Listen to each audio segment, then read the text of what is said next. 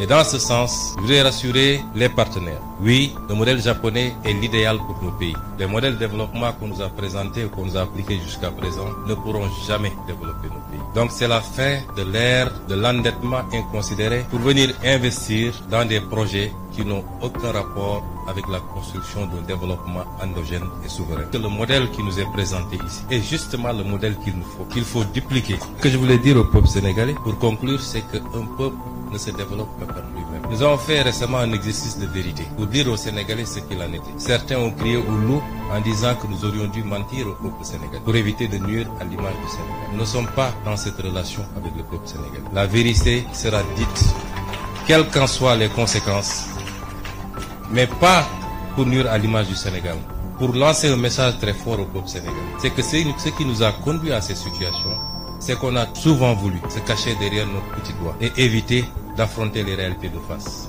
Le 11 octobre 2024, le Centre de formation professionnelle et technique Sénégal-Japon a célébré ses 40 ans d'existence. Cet établissement, fruit de la coopération entre le Sénégal et le Japon, joue un rôle crucial dans la formation de techniciens de maintenance au Sénégal. Alors, le Premier ministre Ousmane Sonko a prononcé un discours fort lors de cet événement en présence du président de l'agence japonaise de coopération internationale, donc M. Tanaka Akihiko. Alors, écoutons ce qu'il a dit. Le Japon, ce que nous savions déjà, ne disposait d'aucune ressource naturelle pratiquement et qu'il a pu compter particulièrement sur un facteur important qui est le capital humain pour être aujourd'hui parmi les 5 économies les plus importantes du monde. Cela doit nous interpeller, nous, Africains et nous, Sénégalais, puisque nous disposons d'énormément de ressources naturelles, du pétrole, du gaz, du zircon, des ressources halieutiques, des terres arables, de la ressource solaire et halieutique en abondance. Nous n'avons pas un climat hostile, nous n'avons pas des hivers extrêmement durs, nous ne sommes pas confrontés à certains problèmes géographiques ou des problèmes liés à un certain nombre de phénomènes tels que tremblements de terre, les cyclones, les tsunamis et toute autre catastrophe naturelle qui dévaste souvent un certain nombre de pays et particulièrement le Japon. Et qu'est-ce qui justifie dès lors que nous soyons là où nous en sommes et que le Japon en soit là où il en est? C'est cette problématique qui nous interpelle quand j'étudie le modèle japonais, quand j'observe le modèle japonais. Et la réponse se trouve simplement en 2 ou 3 choses. Le développement doit être porté par un leadership éclairé, patriotique et intègre. Le développement doit ensuite être porté par des ressources humaines de qualité qu'on doit former, ce qui nous réunit aujourd'hui ici. Mais le développement, c'est aussi un état d'esprit. Et tout à l'heure, on nous a présenté l'esprit Kaizen, qui est un esprit dont nous devrions nous inspirer, qui renvoie à la discipline, à l'organisation et à la fixation sur les objectifs qu'on s'est assignés. Et notre gouvernement, justement, Monsieur l'ambassadeur et Monsieur le Président, veut lever ces défis. Les modèles de développement qu'on nous a présentés ou qu'on nous a appliqués jusqu'à présent ne pourront jamais développer nos pays. Ce que je voulais dire au peuple sénégalais, pour conclure, c'est qu'un peuple ne se développe que par lui-même. Savez-vous que nous avons fait récemment un exercice de vérité pour dire aux Sénégalais ce qu'il en était.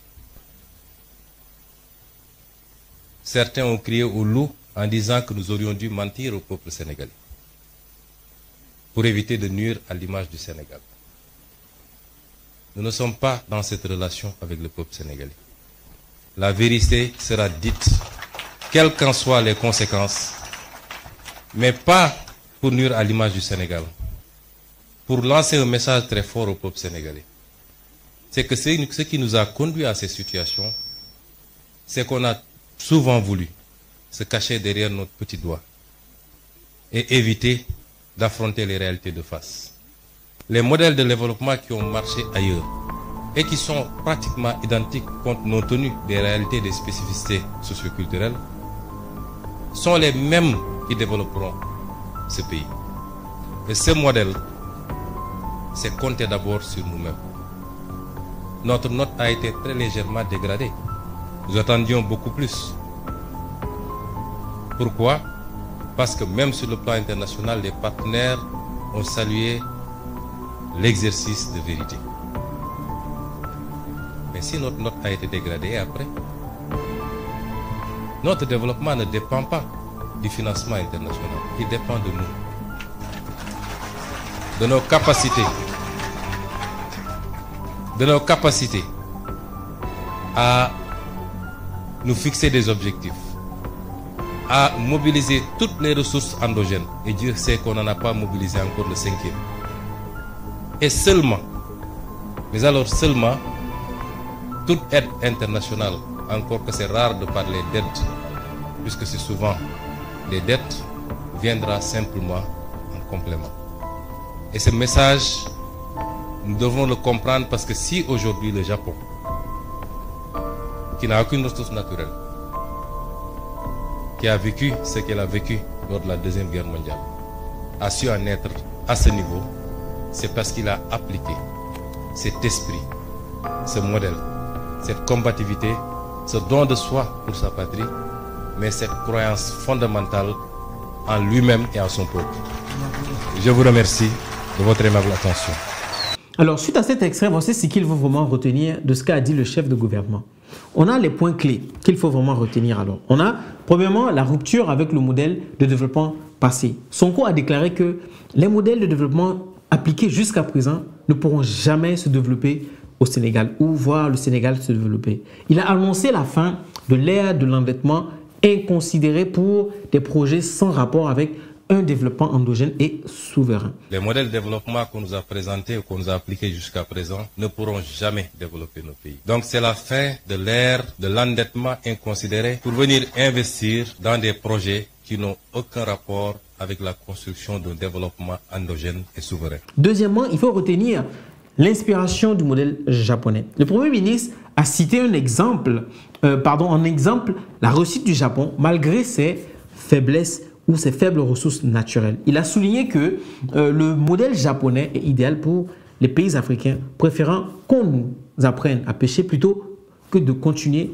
à nous offrir du poisson. Et dans ce sens, je voudrais rassurer les partenaires. Oui, le modèle japonais est l'idéal pour nos pays. Nous préférons qu'on nous apprenne à pêcher plutôt que de continuer à nous offrir du poisson. Troisièmement, nous avons l'annonce du nouveau projet de développement.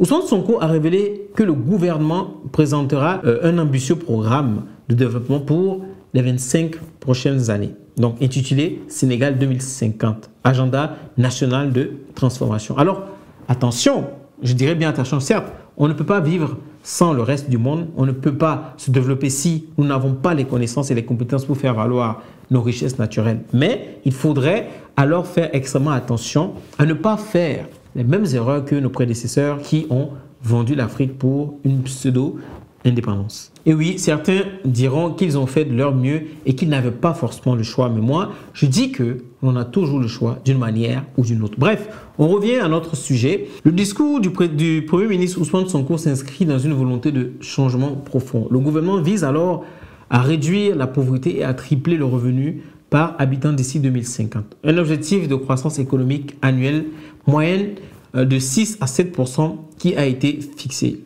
Le nouveau modèle de développement sera structuré autour de 8 pôles de développement sur le territoire. Alors, le discours d'Ousmane Sonko lors de du 40e anniversaire de cette coopération entre le Sénégal et le Japon marque un tournant dans la vision du développement du Sénégal. Il reste à voir comment ces ambitions se traduiront concrètement dans les mois et années à venir, notamment après les élections législatives de novembre. Alors, chers amis, c'est la fin de cette vidéo d'information d'actualité. N'oubliez pas de vous abonner à ma chaîne. Merci encore une fois d'avoir regardé la vidéo et à bientôt pour de nouvelles actualités.